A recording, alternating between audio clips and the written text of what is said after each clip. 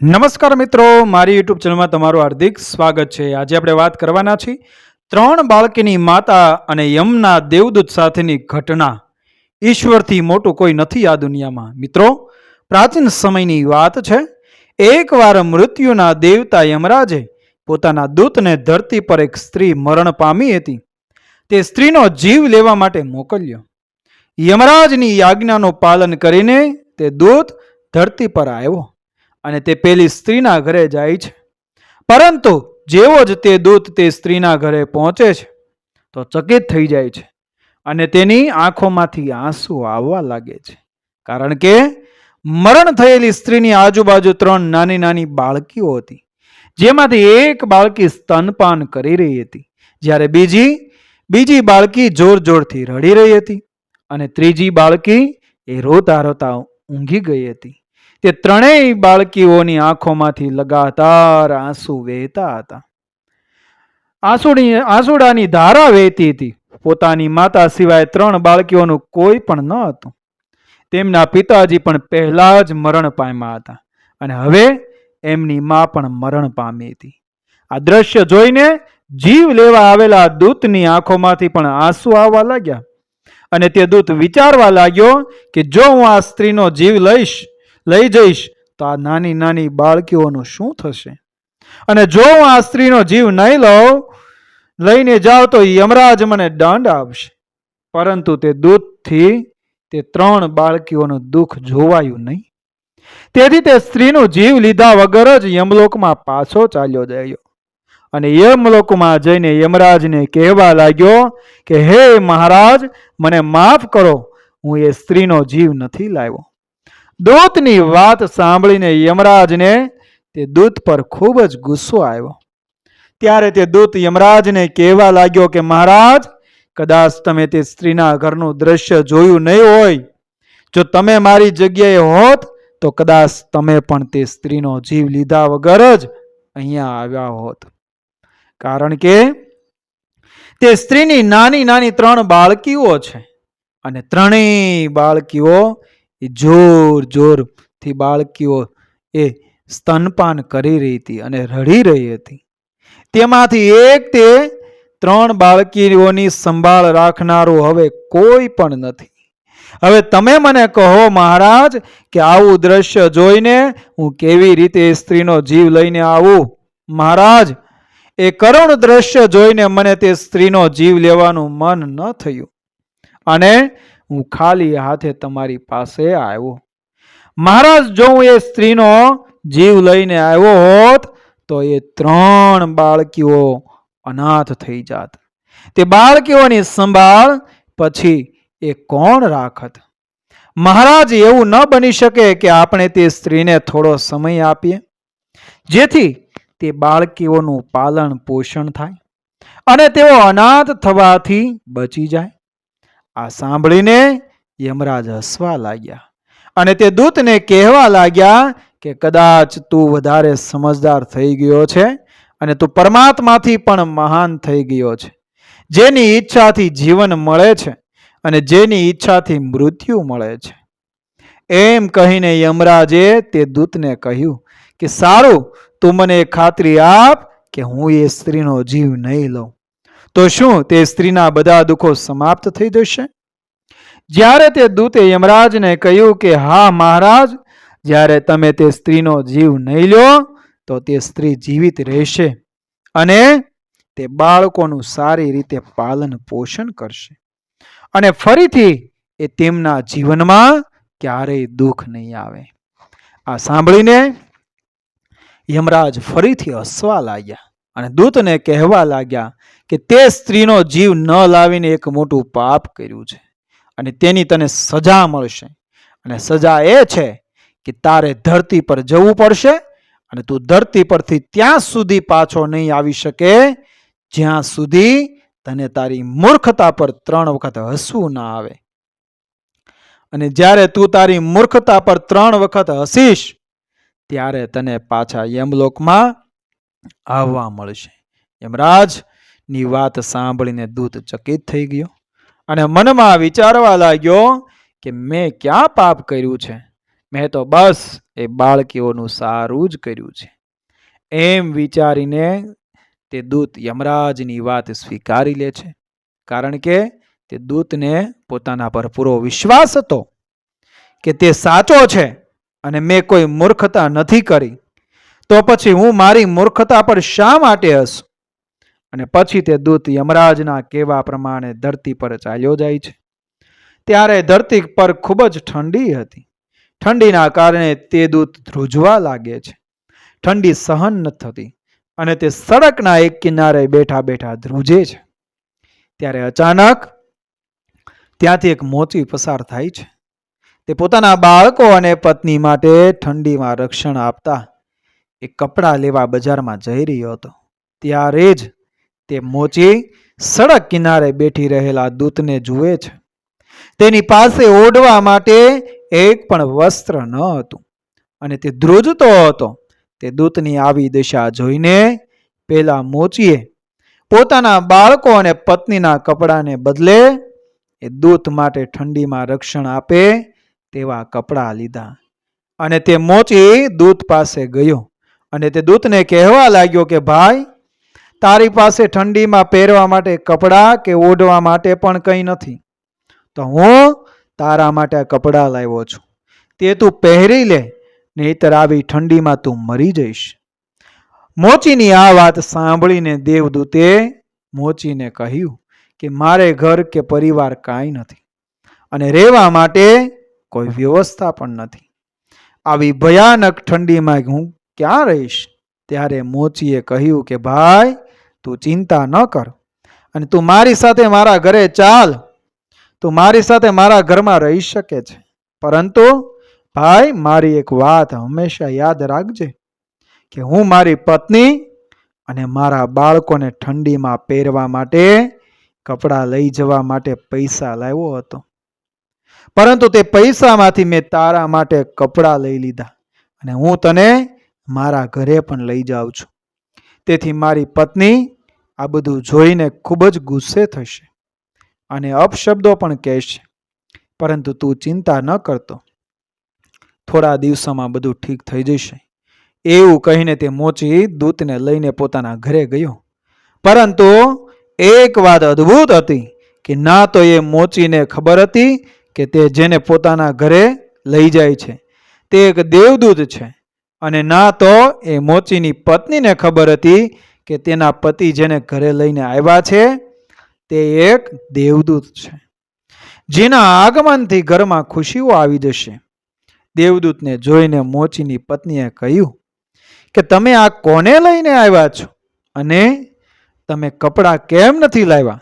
ત્યારે મોચીએ પોતાની પત્નીને બધી વાત કરતા કહે છે કે આપણી પાસે તો ઠંડીથી બચવા માટે બીજા ઘણા કપડાં છે, પરંતુ આ માણસ પાસે તો એક પણ વસ્ત્ર ન હતું, તેથી આપણા કરતા કપડાની વધારે જરૂરિયાત એને છે.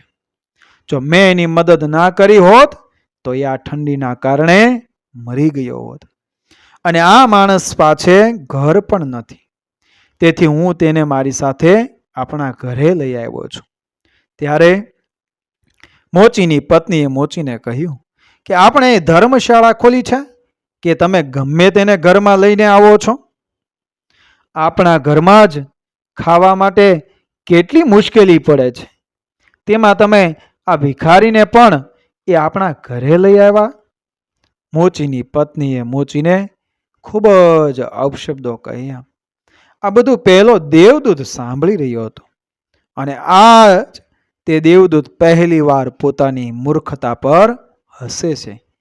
ત્યારે મોચી તેને હસતા જોઈ જાય છે.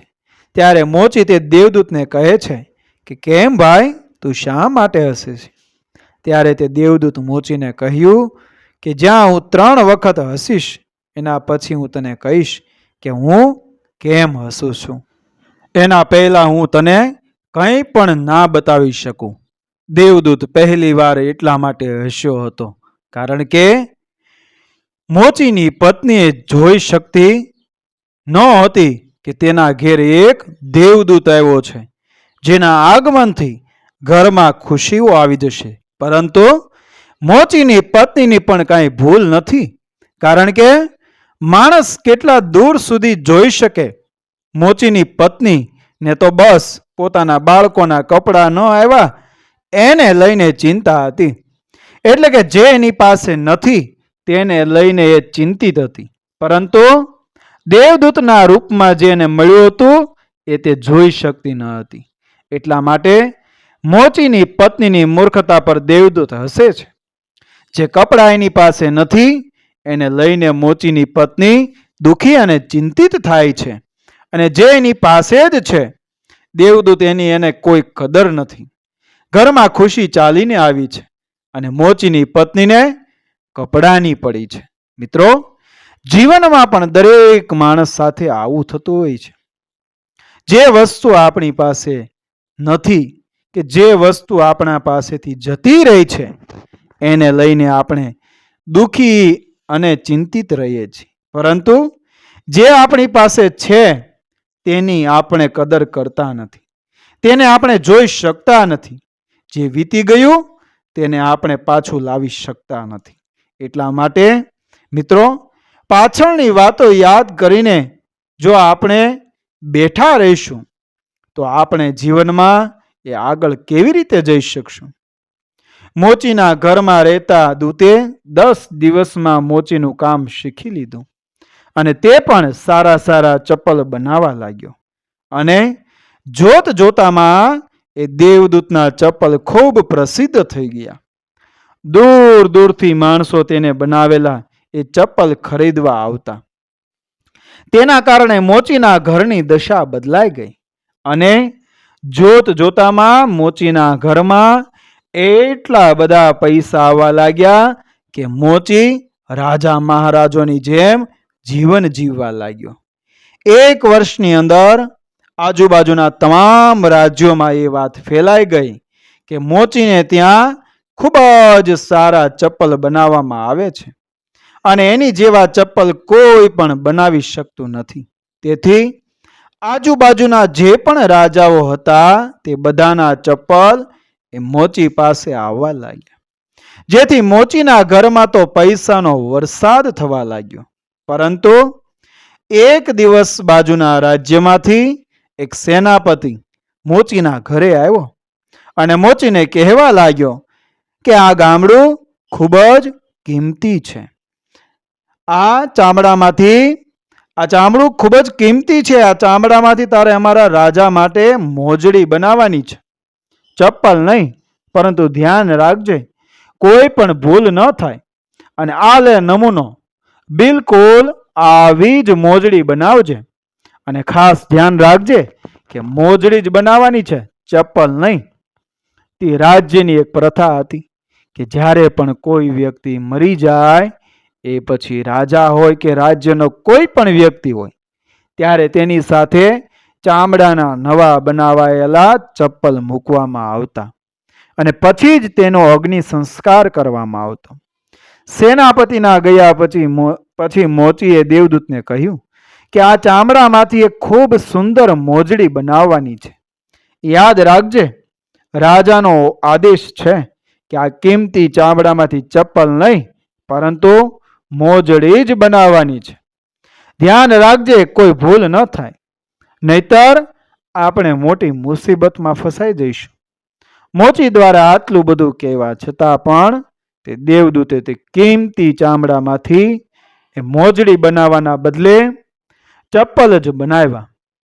અને જ્યારે મોચીને ખબર પડી કે દેવદૂતે મોજડી બનાવવાના બદલે ચપ્પલ બનાવ્યા છે તો તે દેવદૂત પર ખૂબ જ ગુસ્સે થયો અને લાકડી વડે તે દેવદૂતને મારવા લાગ્યો. ત્યારે અચાનક એક સૈનિક દોડતો દોડતો એ મોચીના ઘરે આવ્યો અને મોચીને કહેવા લાગ્યો કે તે કિંમતી ચામડામાંથી મોજડી નહીં પરંતુ ચપ્પલ બનાવજો, કારણ કે રાજાનું મોત થયું છે. આ સાંભળીને મોચીના હાથમાંથી લાકડી નીચે પડી ગઈ અને તે દેવદૂત પાસે માફી માંગવા લાગ્યો. ત્યારે દેવદૂત હસવા લાગ્યો અને કહેવા લાગ્યો કે કોઈ વાંધો નહીં મિત્ર, હું તો બસ મારી સજા ભોગવી રહ્યો છું. દેવદૂતની આ વાત સાંભળીને મોચી કહેવા લાગ્યો કે કેવી સજા, અને મેં તને આટલો બધો માર્યો, તેમ છતાં પણ તું શા માટે હસ્યો? ત્યારે દેવદૂત કહ્યું કે જ્યારે હું 3 વખત હસી લઉં ત્યારે હું તને બતાવીશ કે હું શા માટે હસ્યો. હાલ તો હું તને કંઈ પણ ના બતાવી શકું. આ જીવનમાં માણસ એ વસ્તુઓ પાછળ જ ભાગે છે જેની એને જરૂરિયાત જ નથી. ભવિષ્યને કોઈ જાણી શકતું નથી કે કાલે શું થવાનું છે. માત્ર ભગવાનને જ ખબર હોય છે કે કાલે શું થવાનું છે. ત્યારે માણસ પોતાના પાછળના અનુભવોના આધારે ભવિષ્યના નિર્ણય લેતો રહે છે અને વિચારે છે કે ગઈકાલે મારી સાથે આવું થયું હતું તો આવતીકાલે પણ મારી સાથે આવું થશે. જ્યારે કાલે શું થશે એ કોઈ માણસ જાણી શકતો નથી. રાજા જીવતો હતો ત્યારે તેને મોજડીની જરૂરિયાત હતી અને આજે જ્યારે મરી ગયો ત્યારે તેને ચપ્પલની જરૂર છે. એટલા માટે મિત્રો, જીવનમાં ચિંતા કરવાનું છોડી દો અને ખુશીથી જીવન પસાર કરો. વૃદ્ધ અવસ્થામાં આપણે જવાન બનવાની કોશિશ કરીએ છીએ. દેવદૂતને ફરીથી પોતાની મૂર્ખતા પર હસવું આવે છે અને તે મનમાં વિચારે છે કે મને શું ખબર કે 3 નાની નાની બાળકીઓનું ભવિષ્ય કેવું હશે અને હું ફાલતુમાં યમરાજની આજ્ઞાનું ઉલ્લંઘન કરી અને આજે આ સજા ભોગવી રહ્યો છું. ઘણા વર્ષો પસાર થઈ ગયા. એક દિવસ દેવદૂત મોચીની દુકાન પર બેસીને એ ચપ્પલ બનાવી રહ્યો હતો. ત્યારે તે દેવદૂતની પાસે 3 છોકરીઓ આવી. તે 3 છોકરીઓ સાથે એક ઘરડી સ્ત્રી પણ હતી. એ 3 છોકરીઓના લગ્ન થવાના હતા. એટલા માટે તે પોતાના ચપ્પલ બનાવવા માટે મોચીને ત્યાં આવી હતી. જ્યારે દેવદૂતે તે 3 છોકરી અને જોઈ તો તે તરત જ તેમને ઓળખી ગયો અને મનમાં વિચારવા લાગ્યો કે આ તો પહેલી જ 3 દીકરીઓ છે જેમની માતાનો જીવ લીધા વગર હું યમરાજ પાસે ગયો હતો અને આ 3 દીકરીઓના કારણે જ હું અહીંયા સજા ભોગવી રહ્યો છું. જ્યારે દેવદૂતે 3 છોકરીઓની હાલત જોઈ તો તે હેરાન રહી ગયો, કારણ કે તેમના પહેરવેશ ઉપરથી તો તે 3 છોકરીઓ કોઈ મોટા ઘરની લાગતી હતી અને તે 3 છોકરીઓ ખૂબ જ સુંદર હતી. દેવદૂતે તે 3 છોકરીઓને કહ્યું કે તમારી સાથે આ ઘરડી સ્ત્રી કોણ છે? ત્યારે પાસે ઊભેલી સ્ત્રી બોલી કે આ 3 છોકરીઓ મારી પાડોશી સ્ત્રીની દીકરીઓ છે. બાળપણમાં તેમની માં મૃત્યુ પામી અને આ દીકરીઓ ખૂબ જ ગરીબ હતી. તેમની પાસે ખાવા માટે પણ કંઈ ન હતું. તેમની મા પાસે તો આ દીકરીઓને પાવા માટે દૂધ પણ ન હતું. આ 3 દીકરીઓ અનાથ હતી, પરંતુ મેં આ 3 દીકરીઓને પોતાની દીકરીઓની જેમ પાલન પોષણ કર્યું છે, કારણ કે મારે એક પણ સંતાન ન હતું અને આજે આ 3 દીકરીના લગ્ન એ એક ધનવાન માણસને ત્યાં થવા જઈ રહ્યા છે. તે ઘરડી સ્ત્રીને સાંભળીને દેવદૂત જવાબ મનમાં વિચારવા લાગ્યો કે આજે આ 3 દીકરીઓની માં એ જીવતી હોત તો તેમના ઘરે ભયંકર ગરીબી હોત અને તે 3 દીકરીઓના લગ્ન ક્યારેય પણ ધનવાન પરિવારમાં ન થાત. એમ વિચારીને તે દેવદૂત પોતાની ત્રીજી મૂર્ખતા પર હસે છે અને જ્યારે મોચી આવ્યો ત્યારે મોચીને બધી વાત કહી કે હું અહીંયા શા માટે આવ્યો છું અને હું 3 વાર મારી મૂર્ખતા પર કેમ હસ્યો. આ 3 કારણો હતા જેના કારણે મને મારી મૂર્ખતા પર હસવું આવ્યું અને આજ સુધી હું મારી સજા ભોગવી રહ્યો હતો અને હવે મને સમજાયું કે નિયતિ એ બધાથી મોટી છે. કુદરતથી મોટું કંઈ પણ નથી. તે જે પણ કરે છે તે બધું સારા માટે જ કરે છે, પરંતુ આપણે તેને એ જોઈ શકતા નથી. મિત્રો, વિડીયો પસંદ આવ્યો મારી ચેનલ સબસ્ક્રાઇબ કરો, ફોલો કરો, શેર કરો. મળી આવી જ ઘટનાને પ્રેરણાદાયક વાર્તાઓ સાથે આગળના વિડીયોમાં. બન્યા રહેજો મારી ચેનલ સાથે. મળીશું આગળના વિડીયોમાં. જય શ્રી કૃષ્ણ. રાધે રાધે. જય શ્રી રામ.